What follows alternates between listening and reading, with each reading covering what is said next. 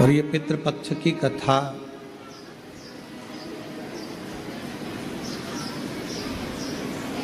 माँ पार्वती जी का जो ननिहाल है पितृ,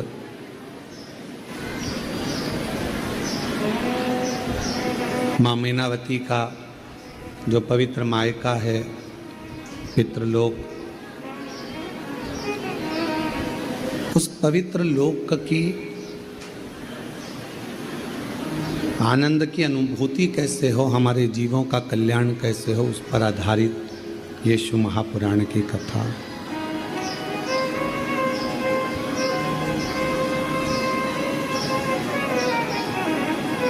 और इनकी आवाज़ मेरे को नहीं चाहिए, थोड़ा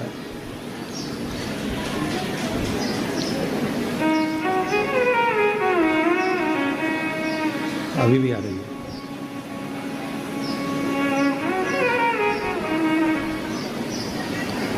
बजाओ। भगवान अभी भी आ रही है। भगवान शिव, भगवान देवाधिदेव महादेव, भगवान शंकर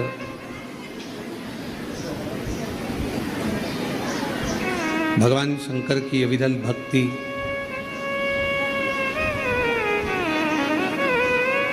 किस तरह से हमारे जीवों का कल्याण कर सकती है।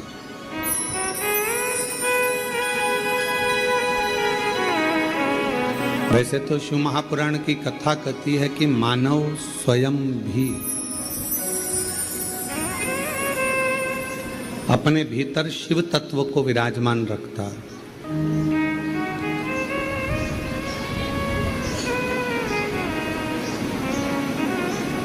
और भगवान शंकर की अविरल भक्ति को अपने अंदर उतारता ही रहता है।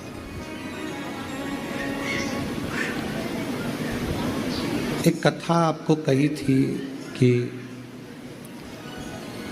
एक आत्मलिंग होता है। आत्मलिंग जो हमारी आत्मा है, हमारा जो शरीर है, हमारा जो मन है, हमारा जो चित्त है, हमारी जो वृत्ति है, वो स्वयं एक लिंग की तरह है। आप ठीक है?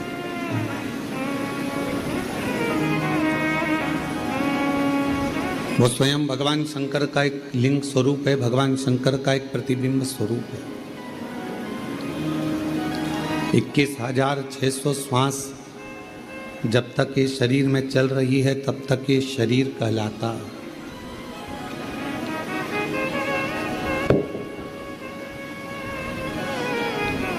और 21,600 श्वास जिस दिन चलना बंद हो जाती है, फिर वो शरीर नहीं रहता, केवल शव बन जाता है।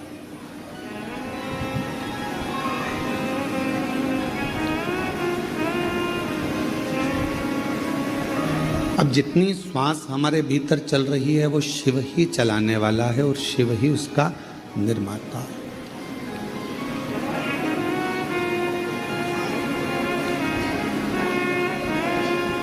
जब हम दिल्ली गए तो दिल्ली में एक मीडिया वालों ने एक प्रश्न किया, क्या आप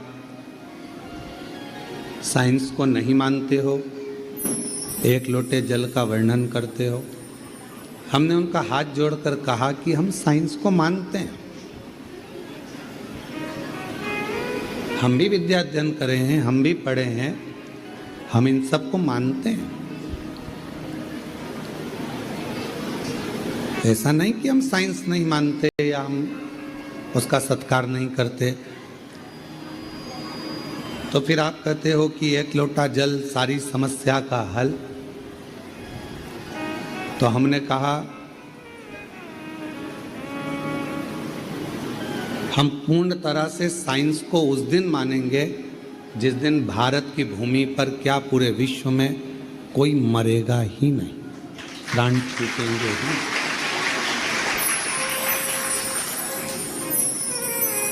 क्योंकि मृत्यु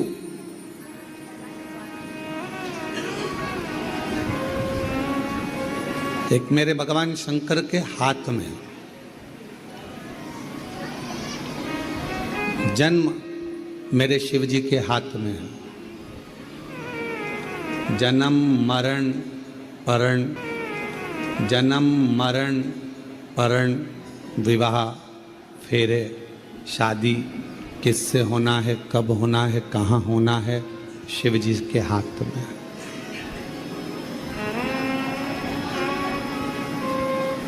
इसका निर्माण हमने नहीं करा। कब बच्चे का जन्म होगा, भले डॉक्टर ने कह दिया कि ऑपरेशन से होगा, इस तारीख को करा लो, इतनी बजे करा लो, पर वो डॉक्टर के रूप में भी बच्चे को अगर वो जन्म देने वाली है तो वो भी शिव ही करा रहा।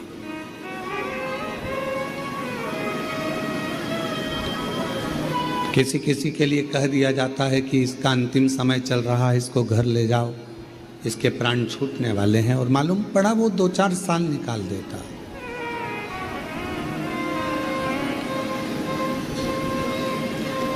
फिर किसी ने पत्रिका देखकर कहा कि इसकी तो उम्र बहुत है, बहुत लंबी उम्र है इसकी, बहुत जिएगा। मालूम पड़े कोई एक्सीडेंट आदि हो गया और उसके प्राण चले गए।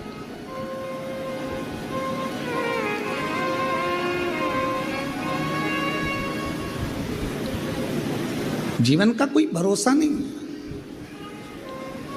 जन्म मरण और परण, ये 3 मेरे शिवजी ने अपने हाथ में ले रखे हैं।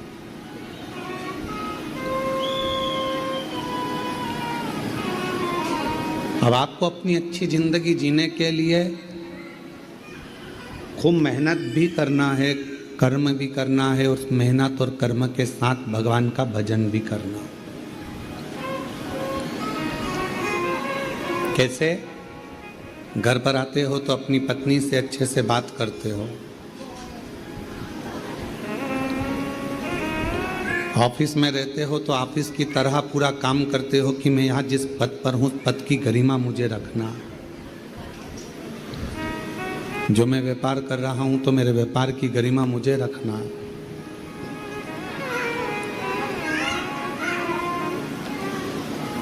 जब रक्षाबंधन आता है तो एक भाई का फर्ज, एक बहन का फर्ज जो होता है वो आप निभाते हो।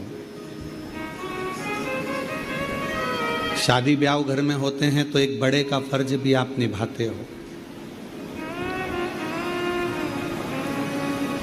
जब सारे फर्ज हम अदा करते हैं, सारे फर्ज हम निभाते हैं, तो शिव महापुराण की कथा कहती है एक फर्ज और है, शिव के भक्त का फर्ज, और शंकर को 1 लोटा जल चढ़ाकर वो फर्ज भी पूरा निभाना चाहिए। 1 लोटे जल का। भगवान देवादिदेव महादेव को 1 लोटा जल चढ़ा और अपना फर्ज अदा करो। श्री शिवाय नमस्तुभ्यम कहो और अपना फर्ज अदा करो। नमः शिवाय कहो, अपना फर्ज अदा करो। वैसे तो हमारा जो मनुष्य शरीर मिला है 21,600 श्वास जो मिली है, हर श्वास में भगवान शिव का नाम लेने के लिए, भगवान का भजन करने के लिए इतनी श्वासें मिली है। प्रत्येक श्वास भगवान को समर्पित करना,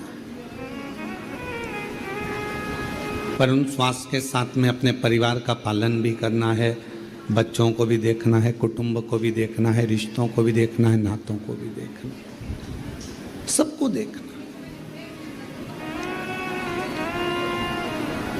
एक को पकड़ा और एक से मुख मोड़ लिया तो ये ठीक नहीं है।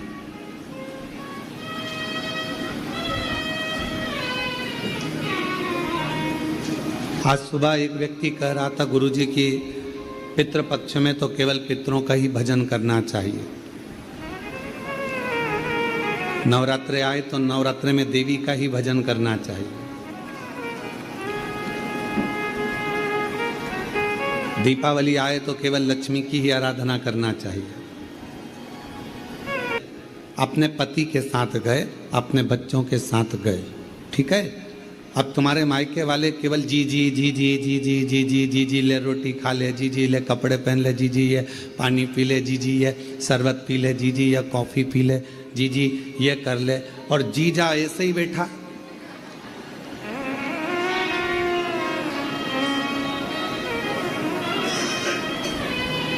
अब कोई जीजा को पूछ ही नहीं रहा, भांजा भांजी घर में आए हैं, उनको कोई आदर ही नहीं मिल रहा कि बेटा तुम ये खा लो कि ये पी लो।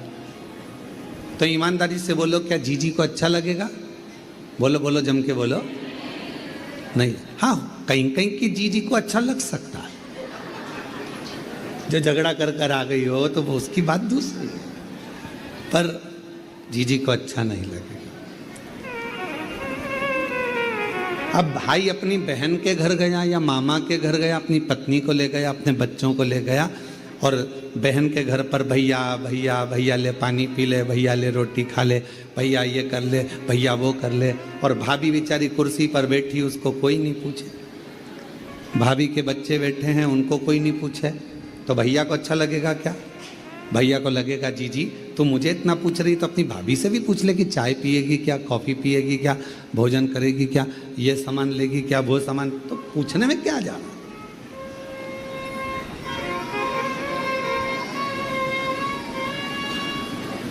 बिना परिवार के कहीं सुख की अनुभूति नहीं है।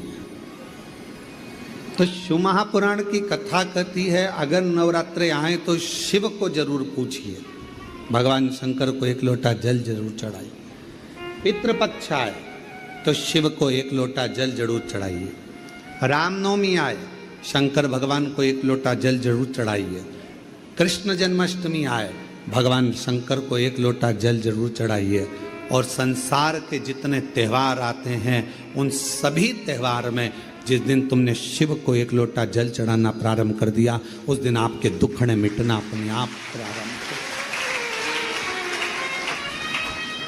हम दुख को क्यों घेरते? कोई कहता है हमारे नवरात्रि आती है और हमारा टेंशन आता है, कई बार परेशानी आ जाती है। कोई त्यौहार आता है तो हमारे घर में चिड़चिड़ होने लगती है। हमारे यहाँ सत्यनारायण की कथा होती है तो कहीं ना कहीं लड़ाई होने वाली होती है। हमारे यहाँ यह अनुष्ठान यज्ञ कराने की सोचते हैं तो कुछ हो जाता है, अच्छा करने का, सुंदरकांड कराने का सोचते हैं तो कुछ हो जाता है, रामायण कराने का सोचते हैं तो कुछ हो जाता है, किटी पार्टी होती है तो कुछ नहीं होता।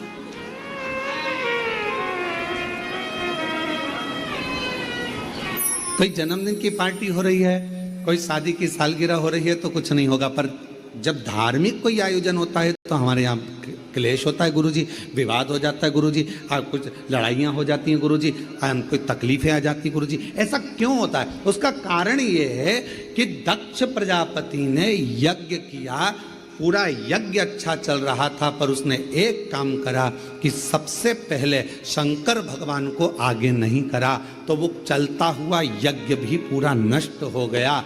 जिस पूजन में, जिस पाठ में, जिस अनुष्ठान में, जिस आराधना में, चाहे तुम किसी भी देवता की आराधना करो, अगर उसमें शिव जी का नाम नहीं है तो वो अनुष्ठान, वो यज्ञ, वो जप श्रेष्ठ नहीं होता।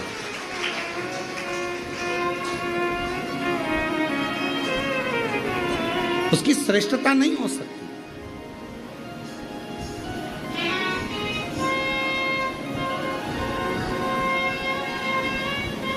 कई लोग कहते हैं गुरुजी आप बार बार श्री शिवाय नमस्तुभ्यम, श्री शिवाय नमस्तुभ्यम, श्री शिवाय नमः। आप बार बार श्री शिवाय नमस्तुभ्यम बोलते हो, आप बार बार लाइनों को गुनगुनाते रहते हो।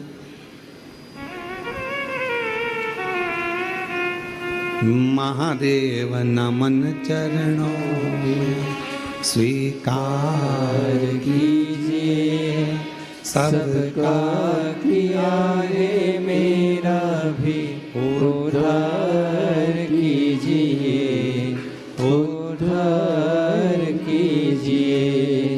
हे त्रिपुंडधारी, हे त्रिशूलधारी, हे त्रिपुंडधारी, हे त्रिशूलधारी। भगवान से आप बार बार गुनगुनाते हो, बार बार प्रार्थना करते हो, बार बार निवेदन करते हो, बार बार अर्चना करते हो। एक ही लाइन को आप बार बार गुनगुनाते हो, इसका कोई लाभ है क्या? नींद आती है और लल्ला सो जाता है। उसी तरह जब हम 25-50 बार भगवान को पुकार लेते हैं तो जैसे लल्ला को सोजा सोजा बोलने से नींद आ जाती है, भगवान को पुकारने से भगवान आ जाता है। इसलिए बारंबार पुकारा जाता है, बारंबार स्मरण करा देते हैं।